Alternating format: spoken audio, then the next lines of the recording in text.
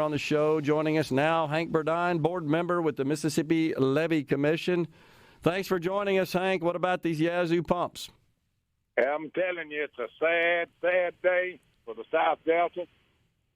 It's a sad day for the people of the state of Mississippi and for the taxpayers of the United States. The EPA has chosen to rescind the record of decision and reinstate the 2008 veto on these pumps. For 80 years, we've been promised the pumps. It was part of the Mississippi Rivers and Tributaries Project. For 80 years, they have been promised, yet the completion of the very last pumping plant, because it's a political football, has been pulled out again. There are 22 pumping plants that were approved and were built within 200-mile radius of the Yazoo backwater area, and the last to be built was this pump, and they say no.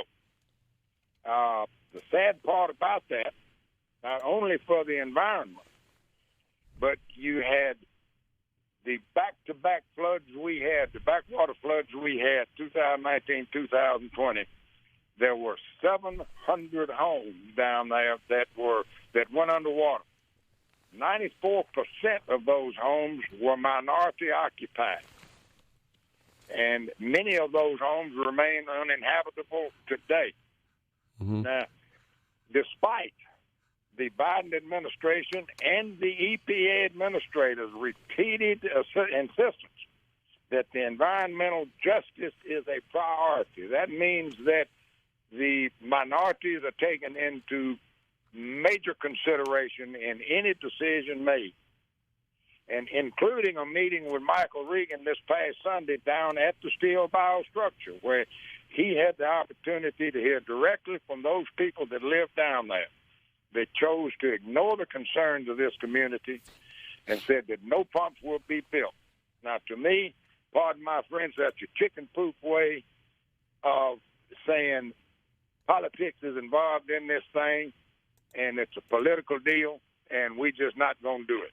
Now, according to the Mississippi Levee Board, of which I am on, there's no project that better meets the goals of environmental justice as prioritized by the Biden administration and the EPA than this project.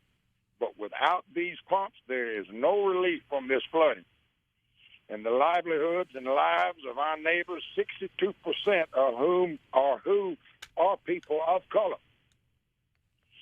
And 28 to 30% of them are living below the poverty line. And they chose just to throw them away, just to forget about it and go find somewhere else to live. To me, the Environmental Protection Agency should be called the Political Protection Agency. They're not listening to facts. They're not listening to science. And they have nothing to do about down here protecting the environment, the trees, the wildlife, the fish, the people, the homes, the highways, the lives down there, all the crops. It's only about protecting their jobs and about the political wherewithal that's involved in every bit of it. To me, it seems that anything that is involved with the last administration, no matter what science says, they want to kill it because they don't want anything to go down that had anything to do with the last administration. And that's kind of pitiful. That's really pitiful. So is that kind of your take on it, Hank, that this is really just about, well, whatever the last administration did, we want to do the polar opposite, as opposed to that this decision is grounded in some sort of scientific or economic or other basis or logic? If you look at the facts that the Corps of Engineers has stated and look at what's going on down there, it is a 100% positive environmental attribute, these new pumps, all the way around. Plus, it helps the environmental injustice out in a major, major way. Then, to me, that says if they look at the facts and they look at the environmental injustice going on, then these pumps need to be built. There's no other way around getting the water off of that land while still leaving 400 and something thousand acres underwater because of where the pumps would kick on at, the elevation they kick on at. And, what is the Environmental Protection Agency supposed to look at? The pondberry plant is an endangered species that lives down there in the backwater area. Yeah. All right. In 2007, they counted 195 thriving colonies of the pondberry plant. In 2020, they went out to every one of those sites, and there were only 68 sites that were still alive. Pondberry cannot live under 8 to 12 feet of water for 6 months. We lost 65% of the endangered species of pondberry down there because the EPA said don't build the pumps. Now, who is the EPA? What are they supposed to protect when they let something like that happen? And it'll only get worse. So did they provide an official statement, explanation for canceling the project?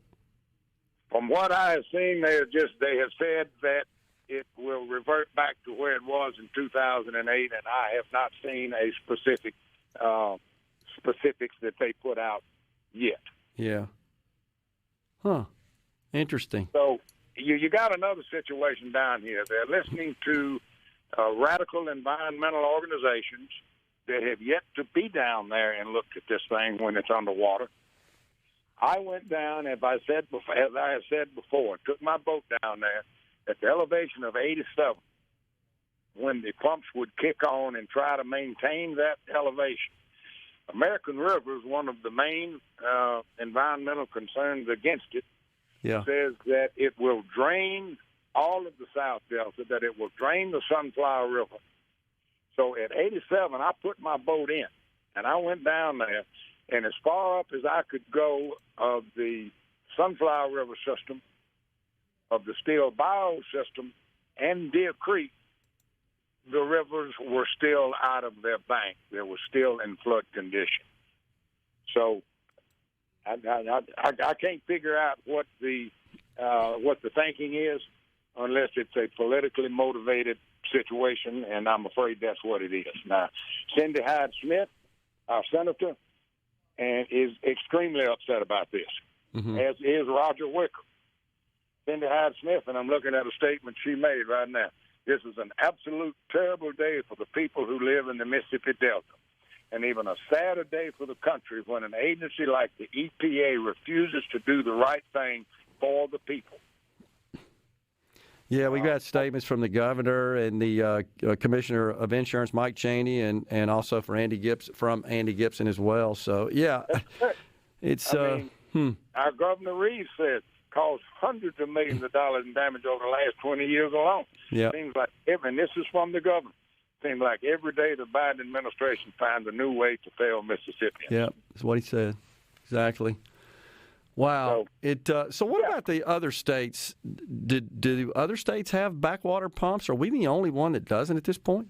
There are 22 other pumping plants within a 200-mile radius of where this plant would be that have their pumps and they're functional.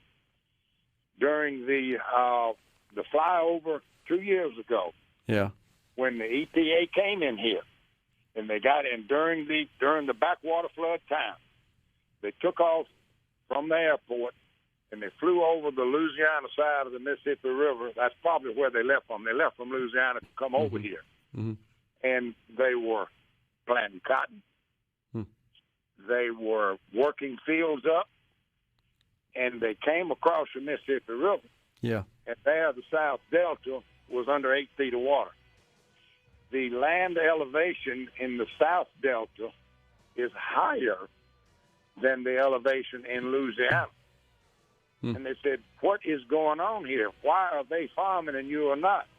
Because they have their pumps authorized, they have their pumps built, and their pumps were working, allowing them to farm that land. Yeah.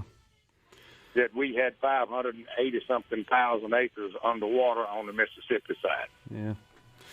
Hank, appreciate you coming on and talking to us about that. We're going to stay on it, and I'm sure we'll be talking to you again soon. Thank you, sir. Call me back. Thank you. Bye. Hank Burdine, board member of the Mississippi Levee Commission, talking about the Biden administration's cancellation of the Yazoo Pumps. We'll take a break. We'll come back. Stay with us.